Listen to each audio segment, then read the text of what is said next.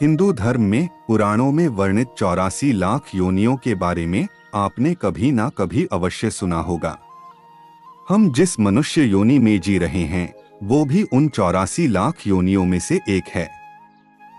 अब समस्या ये है कि कई लोग ये नहीं समझ पाते कि वास्तव में इन योनियों का अर्थ क्या है।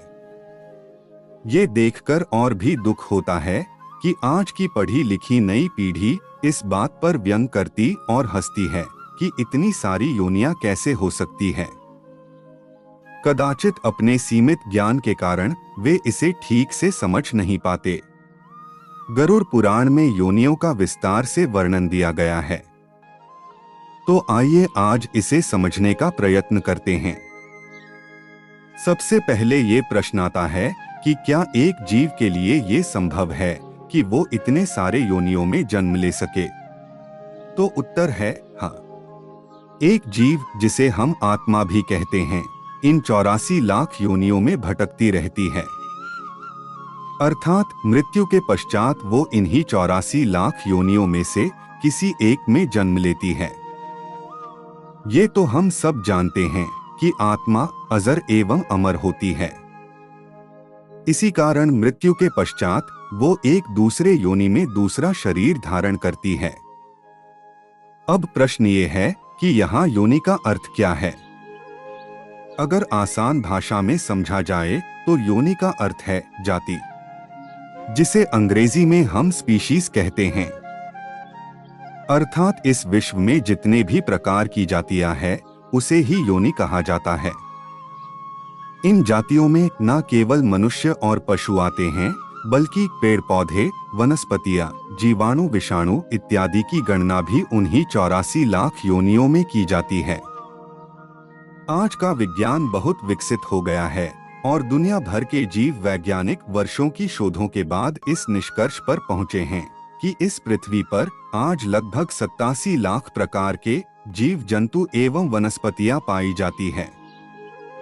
इन 87 लाख जातियों में लगभग 2-3 लाख जातियां ऐसी हैं जिन्हें आप मुख्य जातियों की उपजातियों के रूप में वर्गीकृत कर सकते हैं। अर्थात अगर केवल मुख्य जातियों की बात की जाए तो वो लगभग 84 लाख है।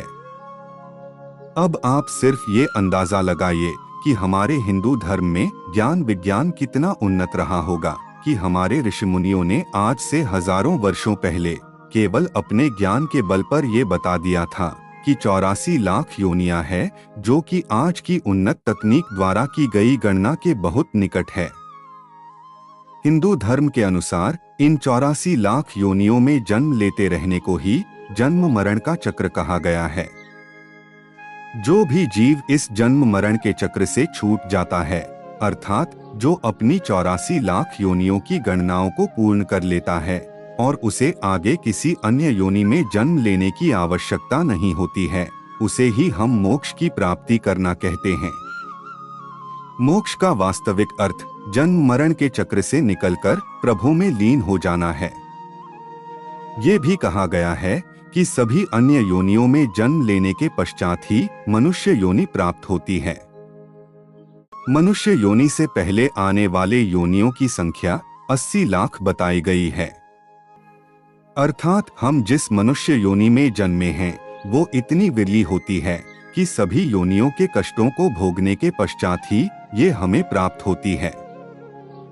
और चूंकि मनुष्य योनि वो अंतिम पड़ाव है जहां जीव अपने कई जन्मों के पुण्यों के कारण पहुंचता है, मनुष्य योनि ही मोक्ष की प्राप्ति का सर्वोत्तम साधन माना गया है।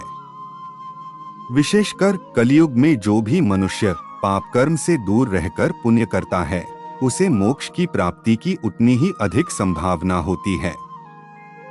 किसी भी अन्य योनि में मोक्ष की प्राप्ति उतनी सरल नहीं है जितनी कि मनुष्य योनि में है। किंतु दुर्भाग्य ये है कि लोग इस बात का महत्व समझते नहीं हैं कि हम कितने सौभाग्यशाली हैं कि हमने मनुष्य योनि में जन्म लिया है। एक प्रश्न और भी पूछा जाता है कि क्या मोक्ष पाने के लिए मनुष्य योनि तक पहुंचना या उसमें जन्म लेना अनिवार्य है? इसका उत्तर है नहीं। हालांकि मनुष्य योनि को मोक्ष की प्राप्ति के लिए सर्वाधिक आदर्श योनि माना गया है, क्योंकि मोक्ष के लिए जीव में जिस चेतना की आवश्यकता होती है वो हम मनुष्यों में सबसे अधिक पाई जाती है।